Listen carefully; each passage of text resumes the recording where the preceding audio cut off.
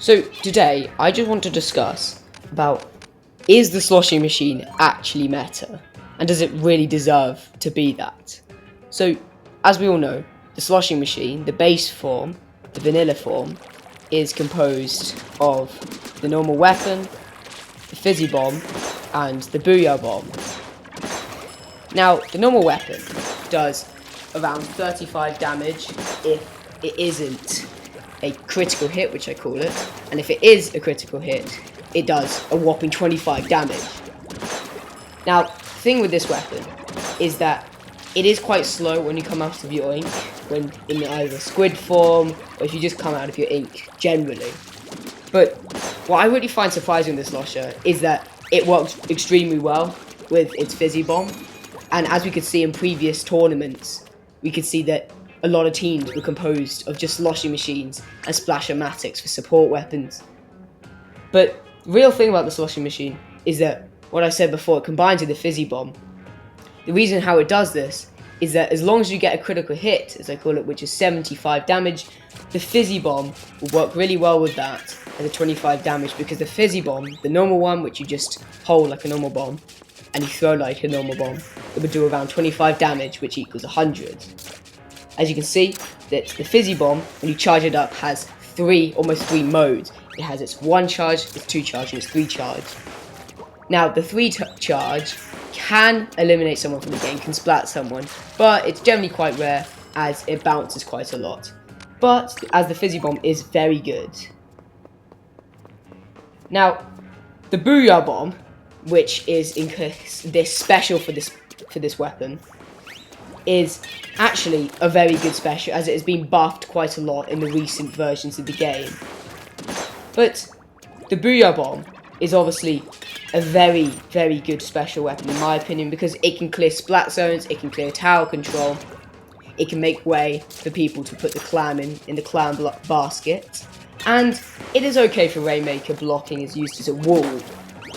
But it is very versatile, the booyah bomb, in my opinion, as you can not only use it for eliminating someone, but you can also use it for clearing splat zones, clearing tower control, and so on. So as we can see, the booyah bomb's radius is around this much, which can be really helpful as if a lot of people are on the tower or in the splat zones. You might get 1 splat, or even more, or at least force your enemies to get out. Even though the booyah bomb isn't, of course, the best clearing special weapon, it still can be very versatile with getting splats, and also not bad in turf war. Now, what we're going to do is we're just going to hop into a few turf war games, and I'm going to explain why I really think the sloshing machine could have the potential to be in this metagame, even though a lot of weapons have surpassed this. I feel like it's a worthy contender for this game. Now, before we start, I'm just going to say that I use this weapon a lot, and it's generally the weapon that I use most of my time playing Splatoon. I mean, I just grew an interest around a month ago to this weapon, as I normally used other splatter shots like the Splatter Shot Pro and the Splatter Shot. And the problem with the sloshing machine is that in this new 10 update, a lot of contenders have risen up and definitely overtaken the sloshing machine. But I do like the sloshing machine a lot, and I feel like it can still be a very good weapon. So, now we're first going to play a few turf war games, and we're going to decide, is this weapon good in turf war, as it is better, maybe in ranked as it used to be. But is it still good in turf war? Let's find out. So, first of all, the sloshing machine, like we discussed, is partners with the fizzy bomb and the booyah bomb to create a very, very good overall weapon. In this new metagame though, in the 10 metagame, including ranked, lots of new weapons have overcome this, as Splatoon has added around 30 new weapons with different kits. Not new weapons, different kits for those different weapons. And that makes it very tricky for counters to those said weapons, because you do not know if there's going to be different weapons against you, or if around the 30 new weapons could be against you, which can be really annoying if you want to find counters for those weapons.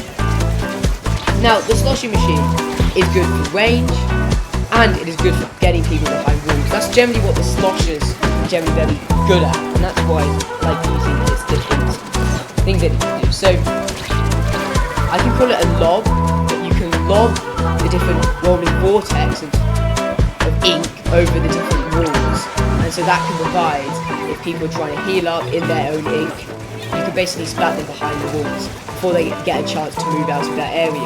Because if you do get a crit, combined with a fizzy bomb or just combined with a non-crit, it can do a 2-shot. So sloshing machine can only do a 2-shot. That is the max. It cannot do a 1-shot. It's not capable of being a 1-shot weapon, unless said the fizzy bomb. That is obviously my favourite mechanic about the sloshing machine, how you can just lob rolling vortex over walls, and it can be quite funny sometimes. That's why I use it quite a lot, because a lot of the time people don't think about just moving on to their area, back to their home base, maybe trying to stay on the front lines to heal and then get back into the action. So the sloshing machine, the problem with it is that you can't classify it as a backline weapon, but you can't classify it as a frontline weapon.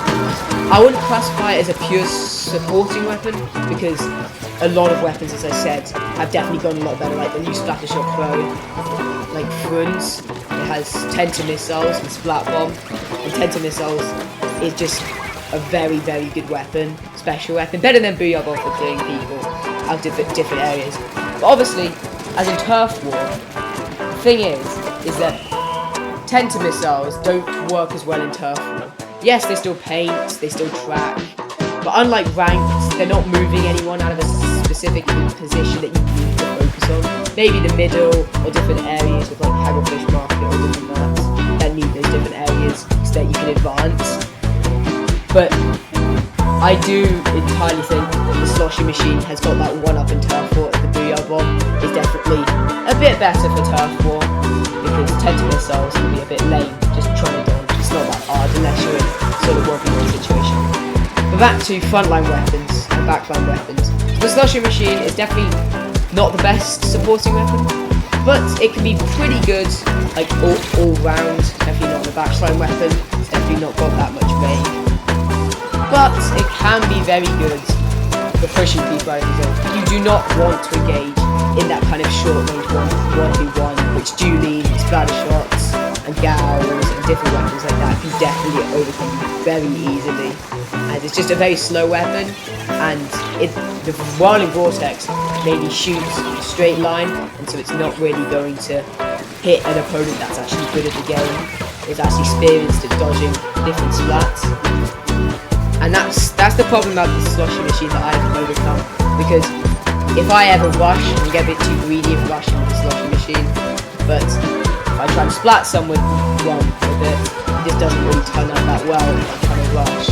And that is probably one of the major concerns with the sloshing machine, why it isn't that meta in this game.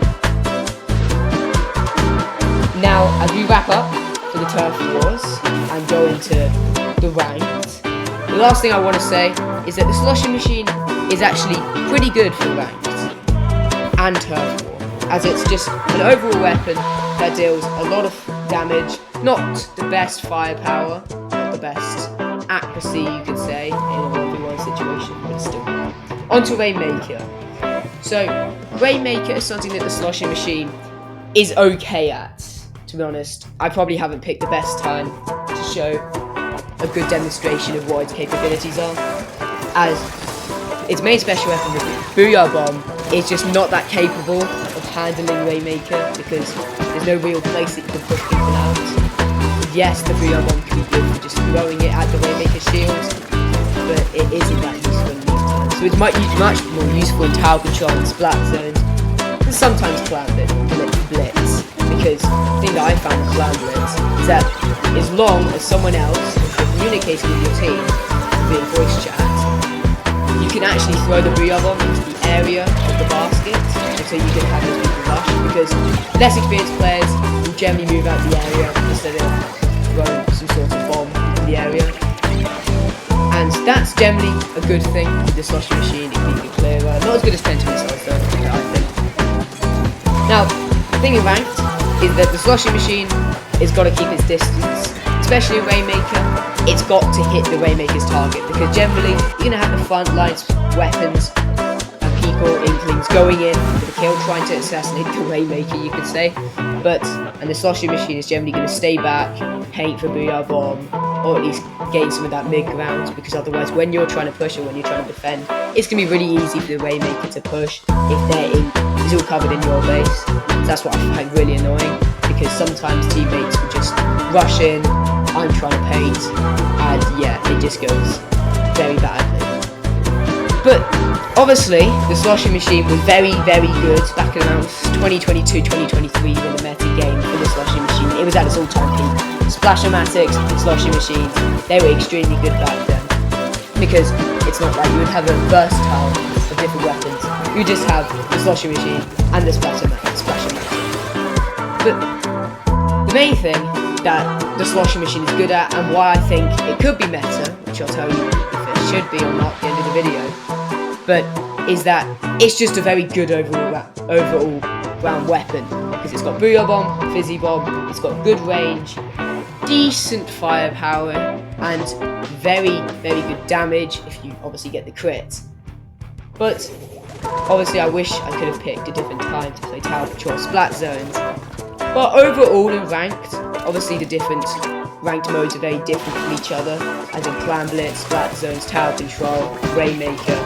But I think the Sloshing Machine does handle it very well, all the different modes. And what I really want to say is that should the Sloshing Machine be meta again? My final conclusion, no, it should not be. I do not think the Sloshing Machine has what it takes to handle this meta game, as we can see, the Booyah Bomb is not the best special clearance, its 10 missiles is a lot better. Fizzy Bomb is still very, very strong, but the Sloshing Machine does not have the capability to actually compete in this meta game. Thank you for watching the video, and I'll see you next time.